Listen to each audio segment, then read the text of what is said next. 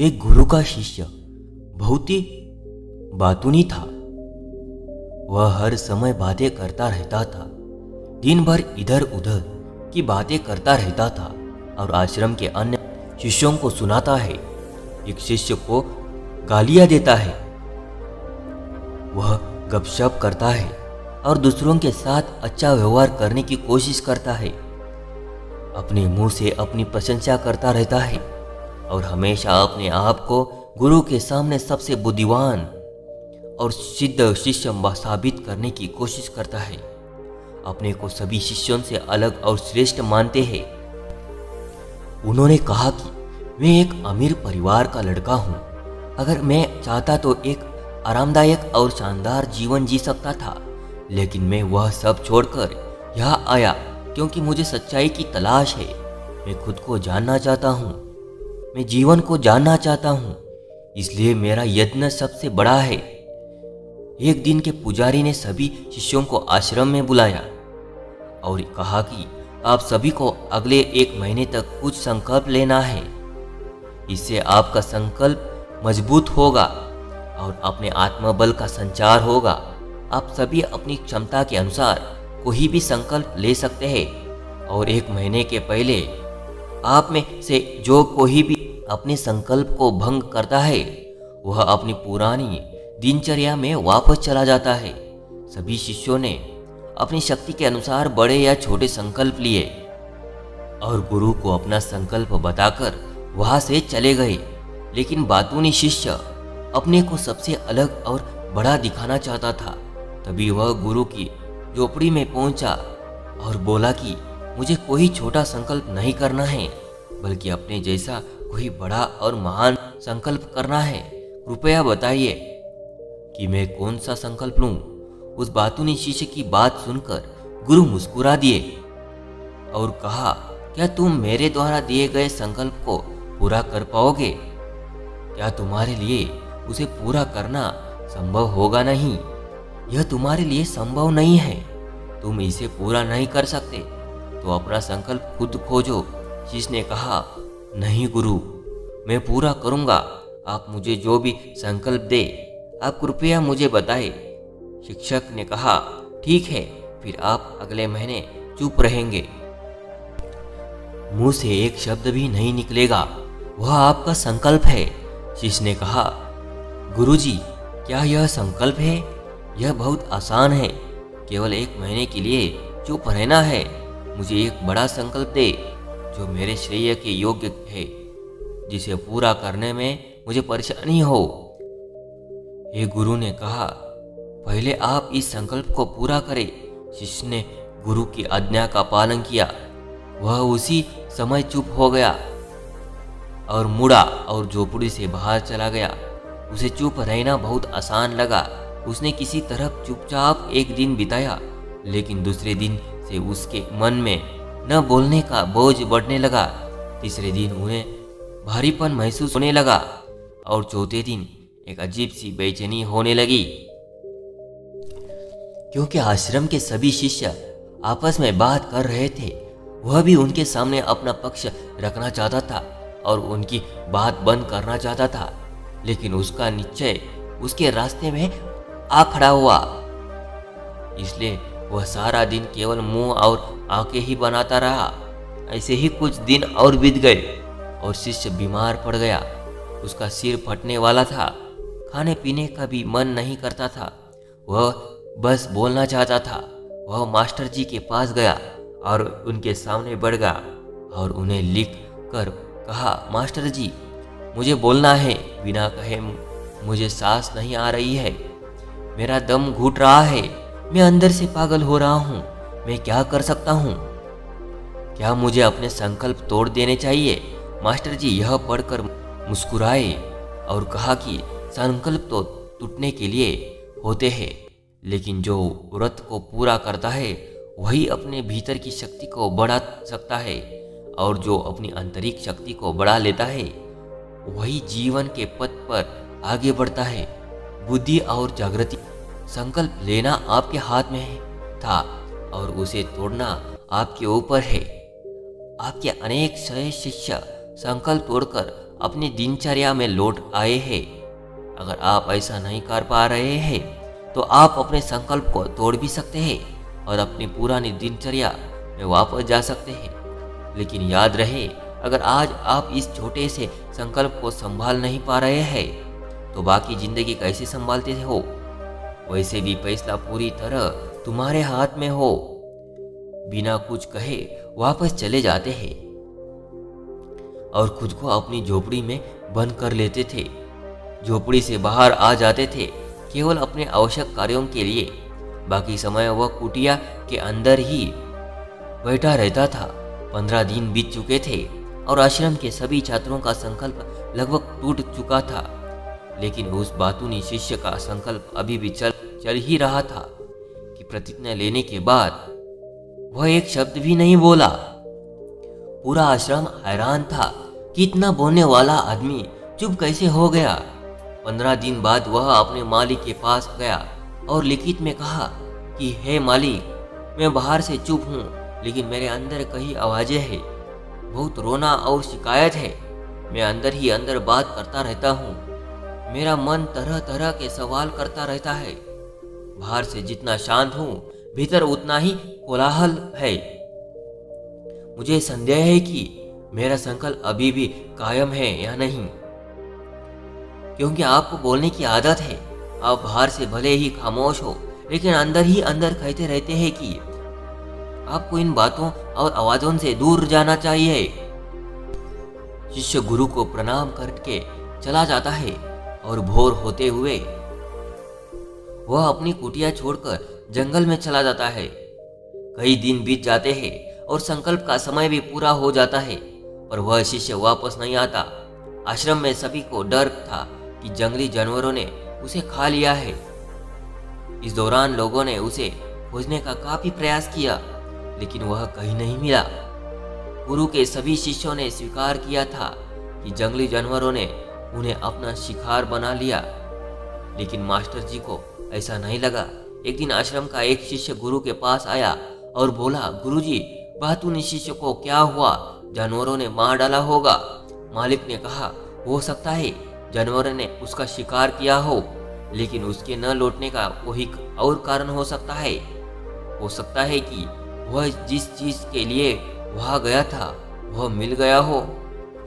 शिष्य ने पूछा कि क्या ज्यादा बोलना हानिकारक है? गुरु ने कहा, यह भी मानव जीवन के कई दुखों में से एक है कि वो कभी चुप नहीं रहता। वो हमेशा कुछ ना कुछ करता रहता है।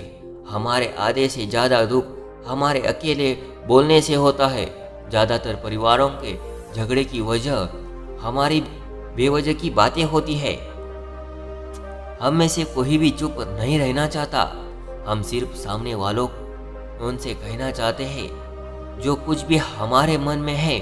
हम उसे समझना चाहते हैं कि आप गलत है और मैं सही कहा तक उचित है, क्योंकि दूसरा भी वही कह रहा था। और इस तरह सब एक दूसरे का सड़ा गलत सामान ले रहे हैं, तो समय के साथ साथ उन्हीं बातों की परतें गिनते रहते हैं और एक दूसरे को सुनाते रहते हैं। इस तरह सुनाने का यह काम जीवन भर चलता रहता है। लेकिन इस अज्ञानता में हम अपना समय, अपना जीवन, अपनी समझ और सबसे महत्वपूर्ण व अनमोल क्षण को खो देते हैं, जिसे जिया जा सकता है, जिसका अनुभव किया जा सकता है, जिसमें आनंद पाया जा सकता है। लेकिन बदले में हमें क्या मिलता है? कुछ भी नहीं, सब व्यर्थ जाता है। हम इस पागलपन में क्यों खो चुके हैं? केवल कुछ लोगों को पता चलता है, बाकी लोगों को उनके आने का पता नहीं है, जैसे उन्हें उनके जाने का पता नहीं है। शिष्य ने कहा, फिर क्या इसका समाधान है?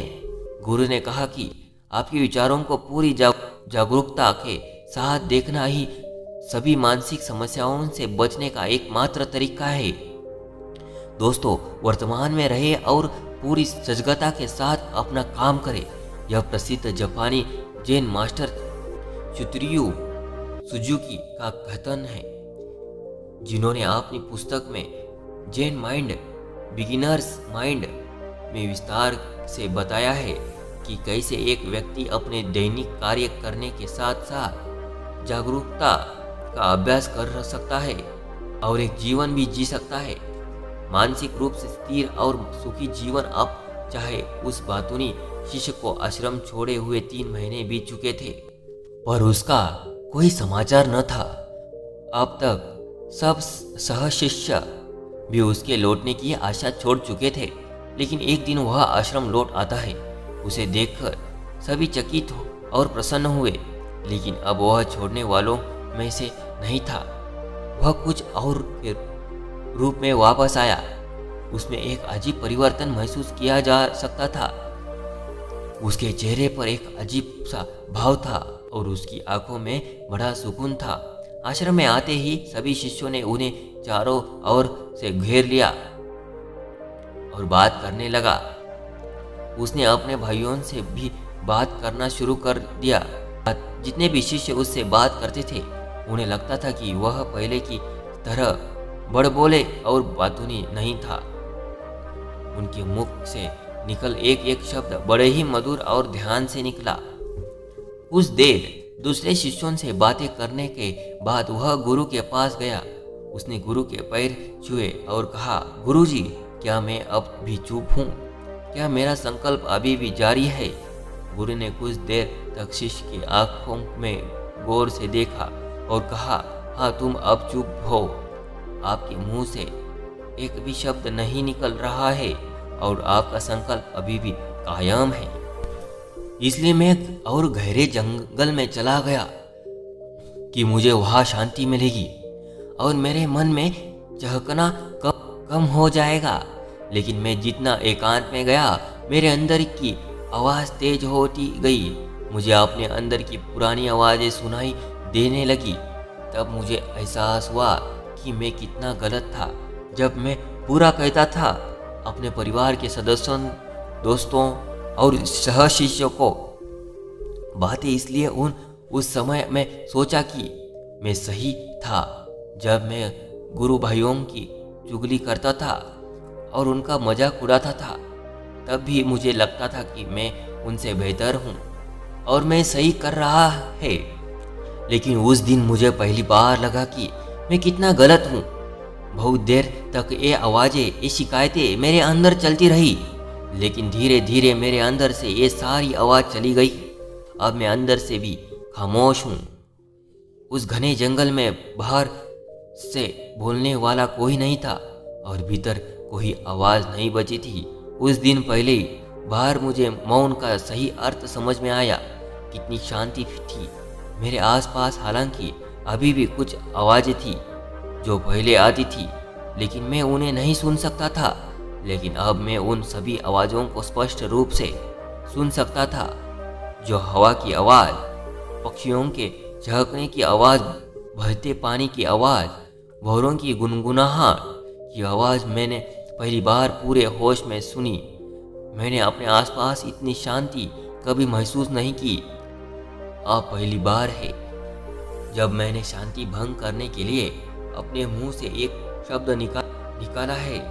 मैं चिल्लाया हूँ, हे भगवान, यह किस प्रकार की शांति है? सब कुछ इतना शांत क्यों है? क्या हुआ? लेकिन मेरे चिल्लाने पर भी की शांति भंग नहीं हुई। सब कुछ वैसा ही है जैसा बाहर पहले भी सन्नाटा था और अंदर भी। हे माली, मैंने अपने गुरु भाइयों से बात की। मैंने आपसे बात की। मैं बोल रहा हूँ, मैं चल रहा हूँ, मैं सब कुछ देख रहा हूँ, लेकिन मैं अंदर से बिल्कुल अकेला हूँ। मैं चुप हूँ, भीड़ में भी हूँ। मैं अकेला हूँ और अंदर से अकेला हूँ। मैं तब भी अकेला हूँ जब मैं अपने आप में शोर मचाना चाहता हूँ। अब सब कुछ दिखाई देता है, सब कुछ सुना जाता है। गुरु ने कहा, जब तक बाहर बातें करते रहेंगे, भीतर अशांति होगी।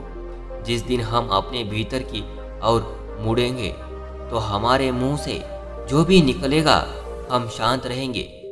दुनिया में जितनी भी बुराई है, वे ज़्यादातर हमारे बोलने से ही पैदा होती है, क्योंकि हम चुप नहीं रहना चाहते। हम ज़रूरत से ज़्यादा बात करते हैं। हम दूसरे व्यक्ति की बात नहीं सुनना चाहते, बल्कि चाहते हैं कि वह बात करना बंद कर दे। हम उसे बताना चाहते हैं कि मैं कौन हूँ। हम उसे अपनी सारी क्षमताएं दिखाना चाहते हैं। बस यही हमारे जीवन का उद्देश्य रह जाता है। कभी एक दूसरे को सुनाना नहीं चाहते, समझाना नहीं चाहते। उन्होंने कभी चुप रहना नहीं सीखा, क्योंकि खामोश रहने से वो खुद को छोटा महसूस करते हैं। दुनिया के सारे युद्धों की वजह हमारी ही बोलती है, इसलिए हमें उतना ही बोलना चाहिए जितना जरूरी हो, क्योंकि बेकार की बातें करने से ऊर्जा बर्बाद होती है और बोलने से हम कभी अंदर की ओर नहीं मुड़ते, क्योंकि वो हमें बाहर की ओर खींचती रहती है। और क्या क्या इस दुनिया के अलावा वही बाहर है। लेकिन अगर हम अपने भीतर की दुनिया की ओर मुड़ना चाहते हैं तो इस मुंह को बंद रखना चाहिए। इसलिए सभी प्रबुद्ध हो गए हैं, एकांत की ओर भागा, ताकि उन्हें ज़्यादा न बोलने पड़े, न ज़्यादा सुनने पड़े। वे अकेले रहे और शांत रहे, ताकि वे आसानी से भीतर की यात्रा कर सके। लेकिन कोई चाहे तो इस दुनिया में रहकर भी एकांत में रह सकता है, शांत रह सकते हैं, लेकिन इसके लिए उन्होंने अपनी ऊर्जा बचाई होगी, जिसे वे व्यर्थ की बातों में बर्बाद कर रहे थे। दोस्तों, इस कहानी की सीख यह है कि व्यर्थ बोलने से आपकी ऊर्जा नष्ट होती है, और ऐसा कहना हमें वापस भीतर नहीं जाने देता, क्योंकि यह हमें बाहर की ओर झुकाए रहता है। और जो अपने भीतर यात्रा करना चाहते हैं उन्हें अपना मुंह बंद रखना चाहिए। मुझे आशा है कि आपको यह कहानी पसंद आई हो और आपको बहुत कुछ सीखने को मिला होगा। धन्यवाद दोस्तों।